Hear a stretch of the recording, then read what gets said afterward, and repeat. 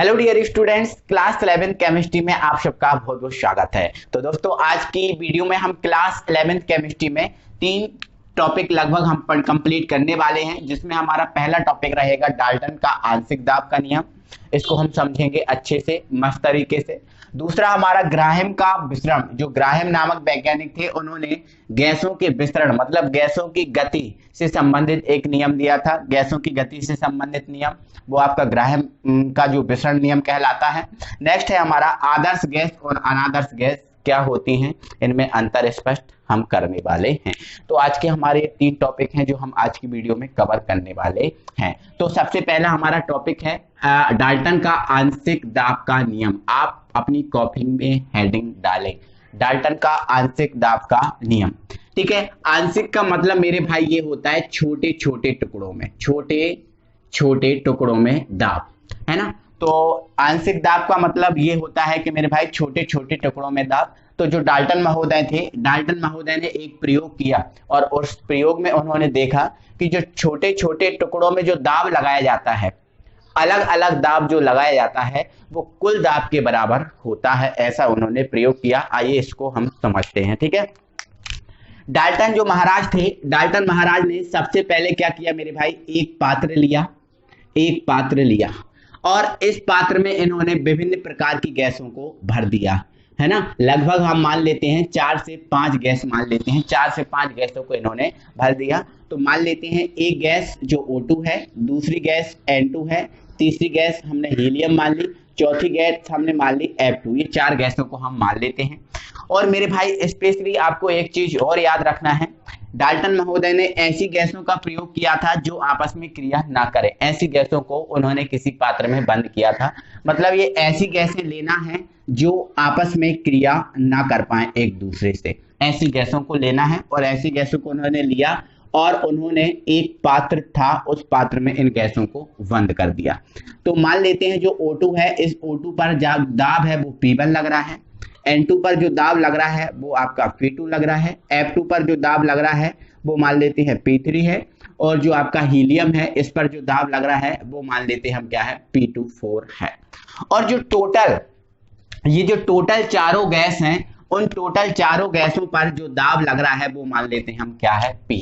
वो मान लेते हैं आप क्या, P मान लेते हैं। ठीक है, O2 पर P1, N2 पर P2, F2 पर P3 और He पर हमने मान लिया P4। और जो टोटल जो कुल गैसें हैं, उन कुल गैसों पर जो दाब लग रहा है वो मान लिया हमने P। क्या मान लिया, P।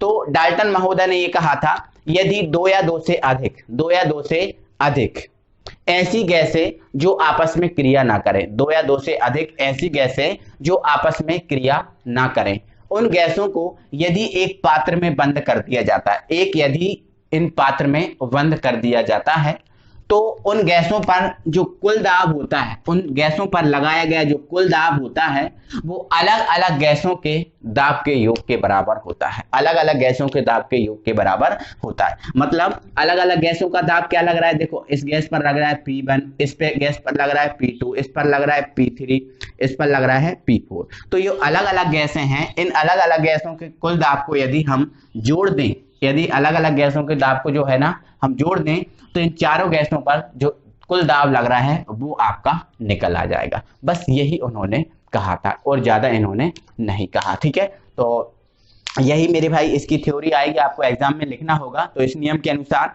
यदि 2 या 2 से अधिक गैसों के मिश्रण को जो आपस में रासायनिक क्रिया नहीं करती, किसी निश्चित ताप पर, आप ध्यान रखना है यहाँ पर ताप की जो वैल्यू है वो भी आपकी निश्चित होनी चाहिए, निश्चित ताप पर एक ही पात्र में बंद कर दिया जाता है, तो मिश्रण का कुल दाब, जो मतलब गैसों का जो मिश्रण है, इसका जो कुल दाब होता है, कुल दाब अलग अलग गैसों पर लगाए गए दाब के योग के बराबर होता है। तो ये इस नियम की हल्की सी थ्योरी हुई, है ना। अब हम आगे बढ़ा देते हैं। मान लेते हैं यदि विभिन्न गैसों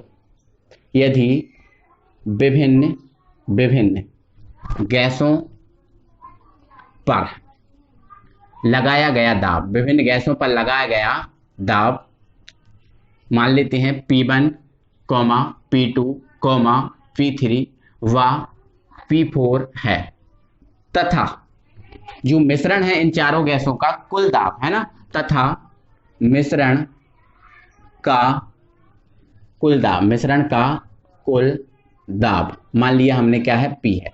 मिश्रण का कुल दाब हमने क्या मान लिया, P है। तब इस नियम के अनुसार क्या हो जाएगा मेरे भाई, ये नियम क्या कहता है, अलग अलग जो दाब होता है उनको जोड़ दिया जाए तो कुल दाब निकल जाता है। मतलब ये कुल दाब जो P है अलग अलग गैसों के दाब को जोड़ने पर निकलेगा। मतलब P1 plus P2 plus P3 plus P4। यदि और भी गैसें होती तो उन गैसों के दाब को भी हम जोड़ देते। ठीक है, तो मेरे भाई ये छोटा सा एक सिंपल सा हमारा डाल्टन का आंशिक दाब का नियम है। आई होप कि आपको समझ में आ गया होगा ये थ्योरी। उसके बाद ये वाली थ्योरी लिख के आप इसको फिनिश कर देना, ये मैंने आपको समझा दिया एग्जाम्पल के थ्रू, डायग्राम के थ्रू। ओके मेरे भाई, चलो अब हम मेरे भाई अगला जो नियम है हम उस पर बात करेंगे, जो है हमारा ग्राहम का विसरण नियम।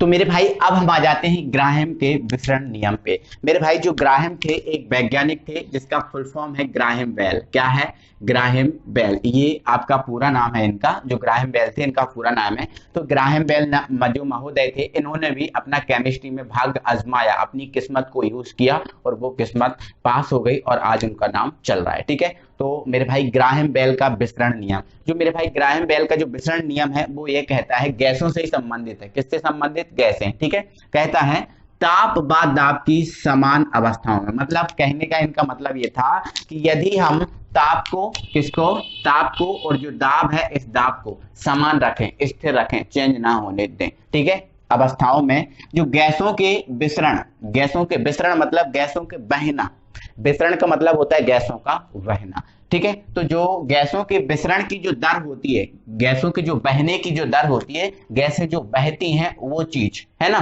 गैसें जो बहती हैं वो चीज, गैसों के बहने की दर, उन गैसों के घनत्व, उन गैसों का कुछ ना कुछ घनत्व होगा। देखो मेरे भाई घनत्व कुछ ना कुछ होगा, है ना। घनत्व क्या होता है, उसमें देखो अणु और परमाणु, अणु परमाणु या आयन, अगर कोई गैस है तो अणु परमाणु आयन उसमें होने चाहिए, बिल्कुल होंगे। तो वो अणु परमाणु आयन कितने हैं, कितने दूर दूर हैं, ये उसका क्या होता है, घनत्व होता है। ठीक है, तो उन गैसों के घनत्व के वर्गमूल, गैसों का जो घनत्व है उसका वर्गमूल लेना पड़ेगा, है ना। और वर्गमूल के कैसा होगा, व्युत्क्रमानुपाती। गैसों के घनत्व के वर्गमूल के कैसा होगा, व्युत्क्रमानुपाती। ठीक है, अर्थात में अगर बात करें, अर्थात में यदि बात करें तो विसरण की दर, गैसों के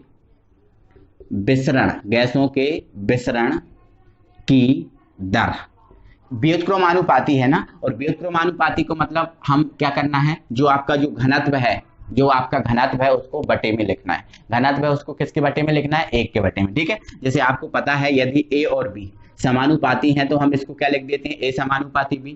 बट यदि A व्युत्क्रमानुपाती B है तो A आपका सेम रहेगा, B के व्युत्क्रमानुपाती मतलब B को आपको 1 के बटे में लिखना होगा और ये साइन लगाना होगा। समझ गए ना। तो ध्यान रखना जो विसरण की दर है वो घनत्व के वर्गमूल के व्युत्क्रमानुपाती, घनत्व के वर्गमूल के व्युत्क्रमानुपाती। तो व्युत्क्रमानुपाती का मतलब जो है, जो घनत्व है उसको आप क्या लिखो, 1 के बटे में लिखो, और ये वर्गमूल है इसका तो ये आपका वर्गमूल, और ये वर्गमूल के व्युत्क्रमानुपाती मतलब ये आपका फुल आपका आएगा। ठीक है, तो गैसों के जो विसरण की दर है, घनत्व का वर्गमूल, घनत्व का वर्गमूल हो गया और ये व्युत्क्रमानुपाती हो गया। व्युत्क्रमानुपाती मतलब घनत्व को हमने बटे में लिख दिया। ठीक है, तो घनत्व गैसों के विसरण की दर है, घनत्व के जो होता है उसके वर्गमूल की व्युत्क्रमानुपाती होती है। मतलब कम तो होती है लेकिन वर्गमूल भी करना है तो और ज्यादा कम हो जाएगा। ठीक है, घनत्व यदि ज्यादा रहेगा, इसका मतलब ये है यदि घनत्व ज्यादा रहेगा तो जो वो गैस है वो कम बहेगी।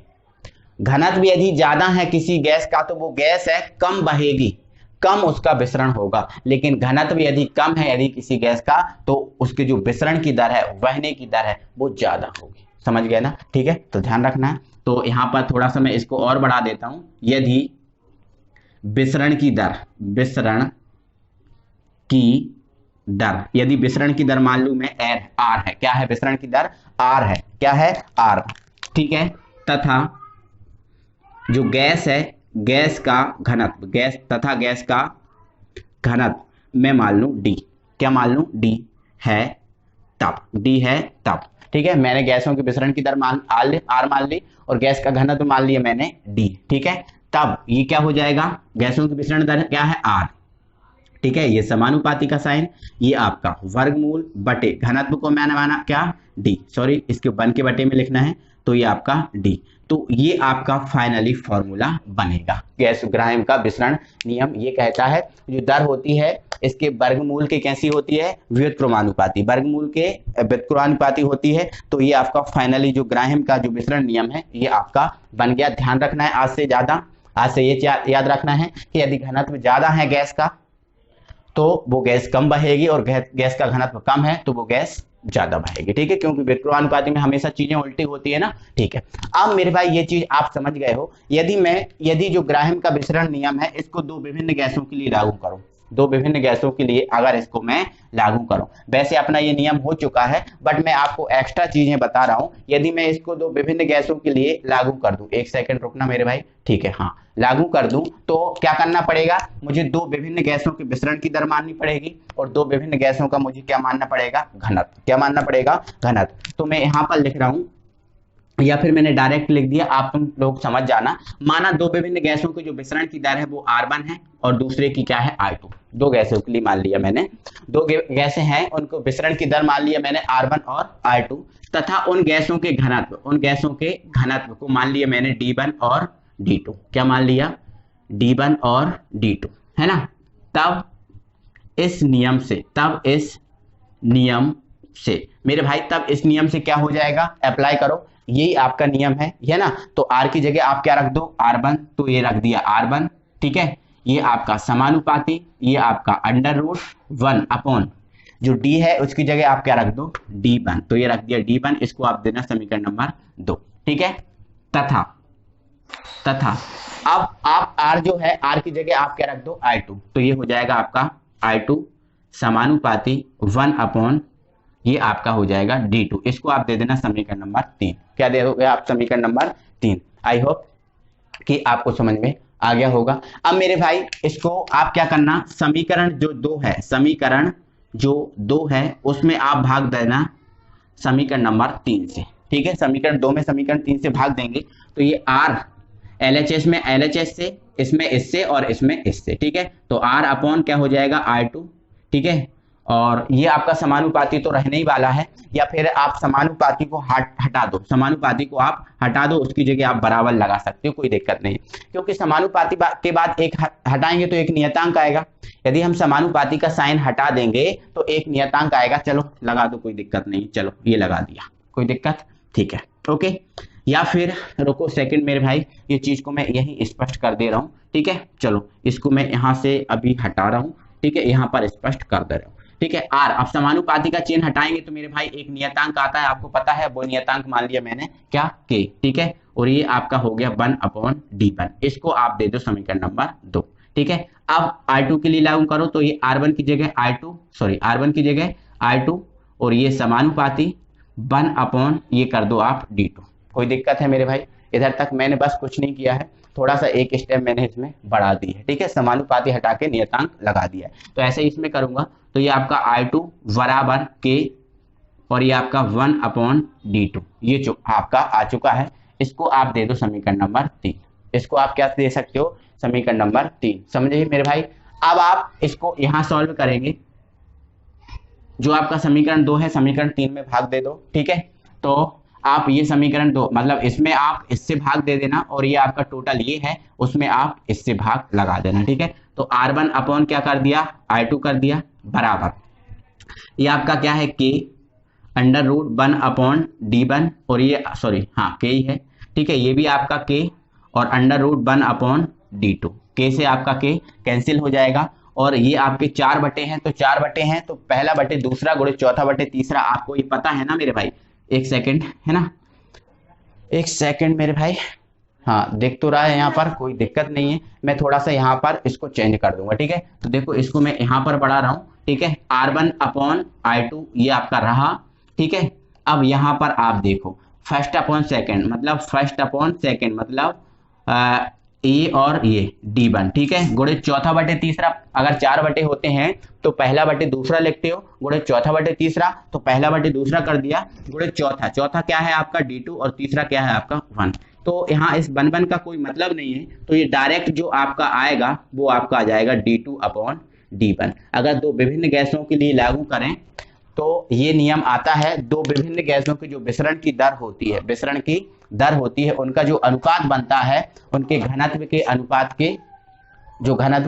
के वर्गमूल के बराबर होता है। घनत्व का ये अनुपात है और ये क्या है, वर्गमूल। तो विसरण की दर घनत्व के वर्गमूल के अनुपात के बराबर होता है। ये चीज अपनी हो चुकी है। मैंने ये चीज मेरे भाई एक्स्ट्रा में आपको समझा दी है, तो आई होप कि आपको समझ में तो आ गई होगी। जगह कम होने के कारण मेरे भाई मैंने थोड़ा सा इधर उधर कर दिया है, ठीक है, बाकी समझ में आपको आना चाहिए, ठीक है, कोई दिक्कत नहीं है। चलो ओके मेरे भाई, चलो अब हम, ये ग्राहम का विसरण नियम है जो गैसों के विसरण की गति को बताता है, आप समझ गए हो। अब मेरे भाई हम बढ़ते हैं आगे। मेरे भाई अब हम थोड़ा सा आदर्श और जो वास्तविक गैस है मतलब अनादर्श गैस है उन पर बात करेंगे, ठीक है। मेरे भाई आदर्श गैसों की बात करें तो वह गैसें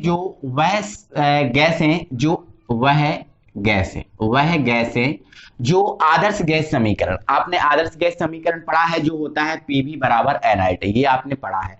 तो मेरे भाई ऐसी गैस है जो आपका आदर्श गैस समीकरण होता है उस आदर्श गैस समीकरण का पालन करती हैं, आदर्श गैस समीकरण का पालन करती हैं, उन्हें हम बोलते हैं मेरे भाई आदर्श गैस, ठीक है। जैसे आपका जो हाइड्रोजन हुआ ये आपका आदर्श गैस है, जैसे आपका ये नाइट्रोजन हुआ ये आपका आदर्श गैस है, आपका ये जो CO2 हुआ ये आदर्श गैस है, क्योंकि मेरे भाई H2N2 और जो CO2 होती हैं ये आपके आदर्श गैस समीकरण जो होता है उसका पालन करते हैं, ठीक है। चलो इसके बाद मेरे भाई अनादर्श गैस है, तो मेरे भाई इसका जस्ट उल्टा हो जाएगा, वह गैसें जो आदर्श गैस समीकरण का पालन नहीं करती, आदर्श गैस समीकरण का पालन नहीं करती, उन्हें हम बोलते हैं अनादर्श गैसें। जैसे आपको पता है मेरे भाई LPG जो लिक्विड पेट्रोलियम गैस जो आपके गैस सिलेंडर में भराई जाती है वो गैस आदर्श गैस समीकरण का पालन नहीं करती, मतलब ये वास्तविक गैस है।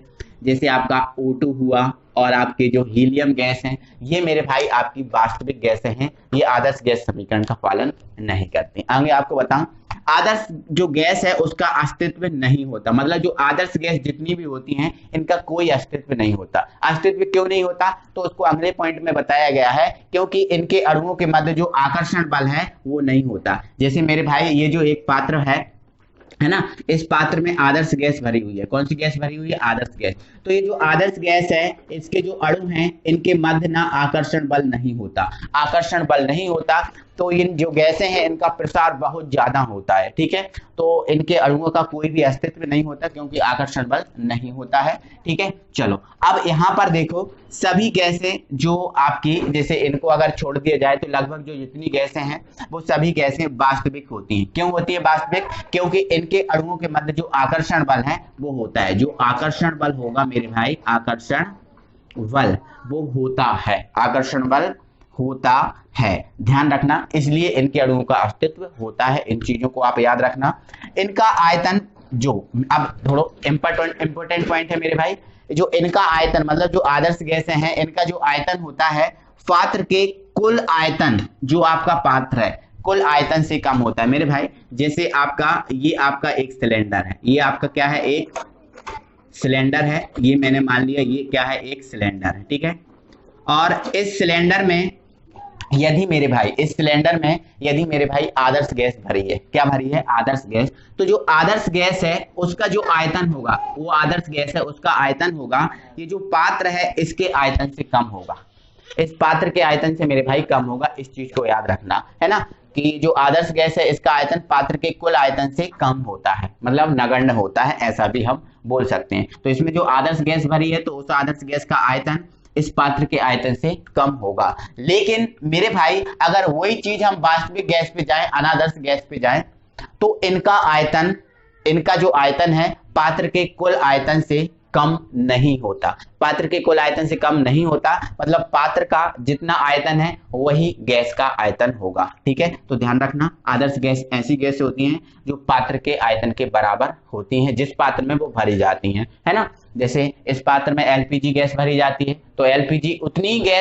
उतनी LPG गैस इसके अंदर भरी जाएगी जितना उस LPG गैस का आयतन होगा, जितना उस LPG के आयतन होगा, और वही आयतन इस सिलेंडर का होगा, उतनी गैस भरी जाएगी जितना आयतन इस सिलेंडर का होगा और जितना आयतन उस गैस का होगा, बट ऐसा इसमें नहीं होता। समझ गए? चलो ध्यान रखना, इसका संपीड्यता जो होती है वो एक होती है। संपीड्यता मतलब जानते हो, संपीड्यता का मतलब होता है दबाने का गुण। दबाने का गुण जो होता है वो क्या होता है? संपीड्यता। तो इसका दबाने का गुण एक होता है, लेकिन मेरे भाई जो वास्तविक गैसें हैं इसको दबाने का गुण एक से ज्यादा भी हो सकता है, एक से ज्यादा भी हो सकता है दबाने का गुण, और जो एक है एक से कम भी हो सकता है। ठीक है, तो ध्यान रखना कि जो वास्तविक गैस है इनकी जो संपीड्यता होती है ज्यादा भी हो सकती है, कम भी हो सकती है, वो गैसों के अनुसार होती है, बट इसकी जो संपीड्यता है वो एक ही होती है, क्योंकि संपीड्यता मापने के लिए भी एक यंत्र आता है, उसकी संपीड्यता मापनी है तो एक आती है, लेकिन इनकी संपीड्यता एक से ज्यादा भी हो सकती है, कम भी हो सकती है, मतलब इनको ज्यादा भी दबा सकते हैं,